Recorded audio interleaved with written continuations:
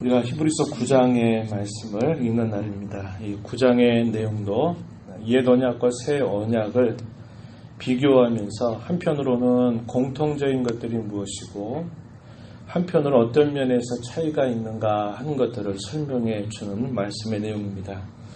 잘 아시는 바와 같이 구약에 있었던 장막 안에 대부분의 이 구조에서 가장 중요한 것은 성소와 지성소가 서로 나뉘어져 있는 것인데, 성소와 지성소 사이에 휘장이라고 하는 것이 있었고, 이 성소 안에는 등잔대가 있고 상이 있었고 진설병이 놓여져 있었습니다. 둘째 휘장 뒤에 있는 장막을 지성소라고 일컫는데 지극히 거룩한 곳이다. 그래서 그걸 한자말로 지성소라고 이렇게 불렀습니다. 이 지성소에는 4절에 보니까 금향로가 있고 언약궤가 있다, 이렇게 소개를 해줍니다. 이 금향로 언약궤가 있는데 특별히 이 언약궤 안에는 세 가지가 있음을 소개해 주는데, 만나를 담은 금 항아리가 그 언약궤 안에 있었고, 아론의 쌍난 지팡이가 그 안에 있었습니다. 그리고 십계명을 뜻하는 언약의 돌판들이 그 언약궤 안에 있었습니다. 이것은 대단히 중요한 부분이고, 이 언약궤를 덮는 뚜껑을 속죄소라고 부르고, 그 속죄소 위에는 그룹이 날개를 펼쳐 있는 모습이 연결되어 있어서 그 그룹들 사이에서 하나님이 말씀하시고 자기 백성들과 만난다, 이렇게 말해서 그곳을 두고 시은소, 하나님께서 은혜를 베푸시는 곳이다, 이렇게 부르기도 하였습니다. 이 지성소로 들어가는 길은 대제사장이라도 함부로 들어갈 수가 없었고, 1년에 단 한 차례 그들의 달력으로 7월 10일 날, 소위 대속죄일이라고 부르는 그날에만 단 한 번 이 지성소에 들어갈 수가 있었습니다. 그래서 온 백성들의 죄를 대속하는 제사를 드릴 수 있었음을 이야기해 줍니다.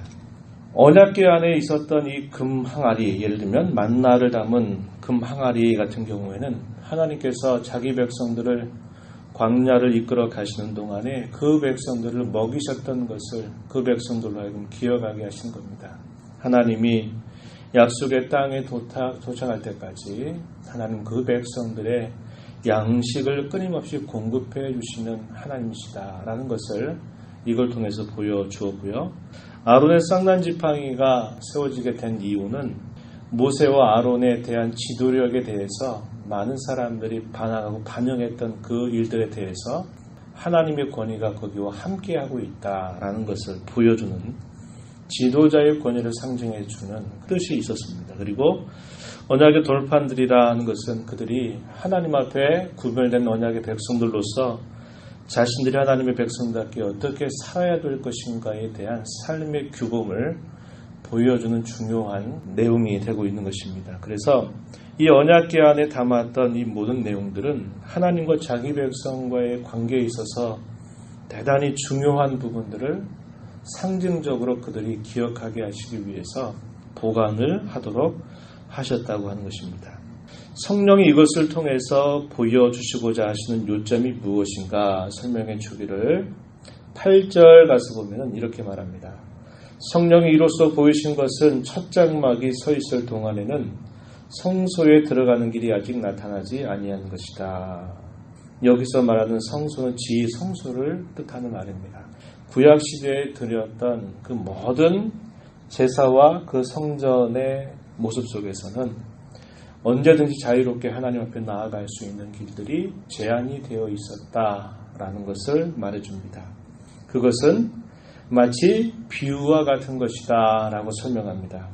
9절 말씀에 보면 이 장막은 현재까지의 비유니 무엇인가 참된 이치를 보여주기 위해서 곁으로 던져주었다. 그래서 이걸 비유라고 부르고 있습니다. 9절 계속해서 보면 이에 따라 드리는 예물과 제사는 섬기는 자를 그 양심상 온전하게 할 수 없다. 이게 아주 중요한 핵심입니다.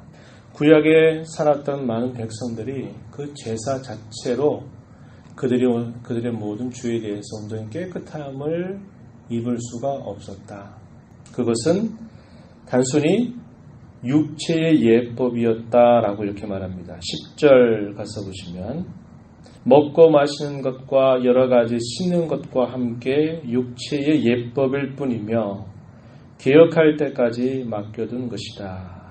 개혁한다라는 말은 온전하게 이루어질 때까지 맡겨두었다라고 이렇게 말합니다. 바울 사도는 갈라디아에서 그런 말을 했죠. 마치 그리스도께로 인도하는 몽학 선생과 같은 그런 역할이었다. 이렇게 소개를 해서 주님이 오실 때까지 그것이 꼭 필요했던 하나의 비유와 같은 것이다. 이렇게 소개를 하고 있습니다. 그리고 난 다음에 예수님께서 하신 일들에 관해서 이제 소개하면서 11절 보면요. 이렇게 말합니다. 그리스도께서는 장래 좋은 일의 대제사장으로 오셨다. 그래서 손으로 짓지 아니한 것, 곧 이 창조에 속하지 아니한 더 크고 온전한 장막으로 말미암아 짐승의 피로 하지 않고 오직 자신의 피로서 영원한 속죄를 이루셨다. 이것을 이야기합니다.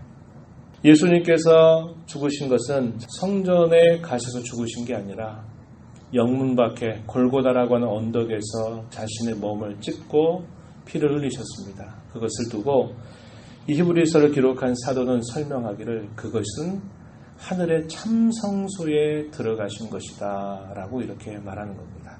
구약에 온전하지 못한 제사는 지성소로 나아갈 때 짐승의 피를 가지고 나아가지만 이 땅에 오신 우리 주 예수 그리스도는 참되고 온전한 자신을 제물로 삼아서 하늘의 참성소에 자신을 들이셨다고 이야기합니다.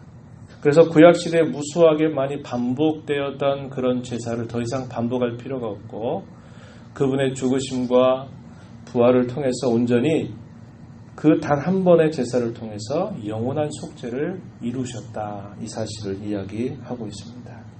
12절 말씀 읽었던 말씀처럼 오직 자기의 피로 영원한 속죄를 이루사 단번에 성소에 들어가셨다. 성소에 들어가셨다. 이 말은 참 하늘의 성소에 들어가셨다라는 것을 이렇게 표현해 주고 있다라고 하는 겁니다. 그래서 그리스도께서 이렇게 단번에 죽으신 완전하고도 영원한 속죄 이후로는 더 이상의 짐승을 대신해서 드리는 제사가 반복될 필요가 없게 되었다고 하는 겁니다. 왜냐하면 속죄가 완전하고도 영원하게 이루어졌기 때문임을 분명하게 말해줍니다. 왜 이야기를 이렇게 사도가 자세하게 설명할까요? 그 전체적인 배경은 여러 차례 언급한 바와 같이 박해와 시련을 만나게 되면서 예수 믿는 사람들이 어려움을 당하고 죽임을 당하는 현장이 찾아오게 되니까 유대인들 가운데 많은 그리스도인들이 자신이 그리스도의 신앙에서 벗어나서 또다시 유대교로 돌아가려고 하는 그런 변절의 유혹이 아주 피부적으로 그들 앞에 다가와 있었기 때문에 그러합니다. 사도는 단순하게 박해를 피하기 위해서 옛 구약의 신앙으로 돌아가게 되면 그게 되는 게 아니라 그것은 소위 말해서 큰일 날 일이다 하는 겁니다. 구약의 그런 옛 유대교의 종교로 돌아가지 말고 끝까지 믿는 도리의 사도가 되시고 대제사장이신 예수 그리스도를 끝까지 붙잡아야 된다라고 하는 사실을 말해주기 위해서 이 내용들을 소개해주고 있는 것이죠. 그래서 그리스도를 향해서 말하기를 대속을 통해서 우리의 양심이 새롭게 살아나게 되었다라는 것을 분명하게 강조해 줍니다. 14절 가서 보면 영원하신 성령으로 말미암아 흠없는 자기를 하나님께 드린 그리스도의 피가 어찌 너희 양심을 죽은 행실에서 깨끗하게 하고 살아계신 하나님을 섬기게 하지 못하겠느냐. 이 말은 양심을 깨끗하게 한다. 살아계신 하나님을 진심으로 섬기게 하는 효력을 예수님께서 우리에게 가져다 주셨다. 이 사실을 말해주고 있는 것입니다. 그래서 그분을 두고 말하기를 15절에서 새 언약의 중보자이시다. 이렇게 말합니다.